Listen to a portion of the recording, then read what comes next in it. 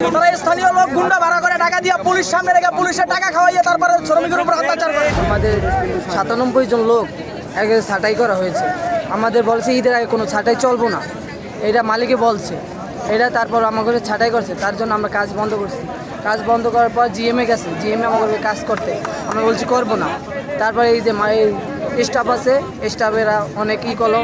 তারপরে এই যে কাজ ভাঙার সাইডে গেলাম, আমি কাজ করার পর আমার রক কেটে গেছে।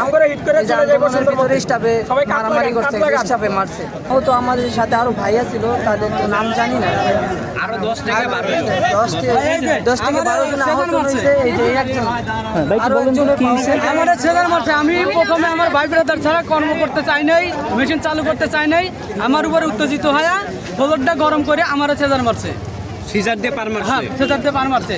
স্টাফের লোকজন মানে চিনেন তার চিনি, স্থানীয় লোকজন দিয়ে আমাদেরকে মাহমুদার দাও দিয়া দিয়া লাঠি দিয়া অনেক মারধর করছে, মেয়ে ছেলেদের মারধর করছে। আমরা আমাদের অনেক পিটাইছে, জোনামুদা থুয়া চলে আইছি। কয়জনকে অনেক পিটে 7-8 জন রে এরকম ধরে ধরে মারছে আমাদের স্থানীয় গুন্ডা বাহিনী দিয়ে। পুলিশের সামনে, র্যাবের সামনে তারা আমাদের জন্য কিছু করে নাই, কিছুই করে নাই। উল্টা হামলা করতে পুলিশ শ্রমিকের উপরে আইডি কার্ড ছাড়া ঢুকতে পারে না। ওরা কেমন বাইরের বলবে তাই আইডি কার্ড ছাড়া ভিতরে ঢুকে। আইডি কার্ড ছাড়া কেমন লোক ভিতরে ঢুকে? আমরা একদিন হয়তো ভুলে ঢুকতে পারি না, আমরা ঢুকতে পারি না। একটু সিকিউরিটি ওয়ালা দিন বাবা আছে, আমরা ঢুকতে পারি না আইডি কার্ড ছাড়া। ওরা কেমন বলছে অফিসে গাড়ি নিয়ে ভিতরে কেমন ঢুকে?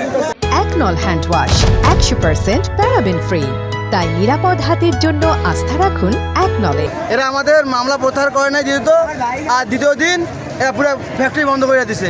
বন্ধ করার পর আমরা সবাই শ্রমিক ভাইয়েরা এক হয়েছি যে ফ্যাক্টরি খুলেন, আমাদের তাই মানতে হবে। আর এরা ফ্যাক্টরি না খুললা এরা সামনে প্রশাসন আনছে, সেনাবাহিনী আনছে, বিজেপি আনছে, পুলিশ আনছে, আবার গরম পানির গাড়ি আনছিল। আমাদের যদি কোনো ইয়ে করি তাহলে আমরা আবার সবাই শান্ত হয়েছিলাম, কোনো প্রকার ঝামেলা করি নাই, ইয়ে করি নাই। এরা আবার গেটের সামনে নোটিশ দিয়ে কি জানেন যে আমরা লুটপাট করছি, ভাঙচুর করছি, এক্সট্রা করে মারছি, হ্যাঁ মামলা করছে। এই আমাদের মামলা করছে। আবার মামলা করার পর পরবর্তী আজকে স্থানীয় আমাকে মারছে। স্থানীয় কয়জনকে মারছে?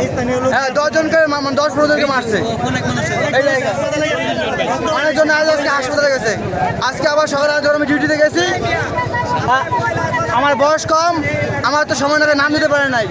পরে যখন ঢুকছি কালকে ভাইরা বড় সময় ভাইরা আমার মুড়ি খেয়েছে, আমার ইনচার্জ দেখছে। দেখার পর ঢুকে ফ্যাক্টরি ঢুকে মাত্র আমার বলছে তুই কাল মুড়ি খাইছস, আজকে বের হয়ে যা, আজকে তুই তোর চাকরি নাই। পরে আবার জোর করে আমার রিজন ভাবে সাইন দেওয়া হয়েছে, আর তারিখও দেওয়া হয় নাই। এরকম সমাধান হইলো, কালকে সেনাপ্রধান সমাধান করলো।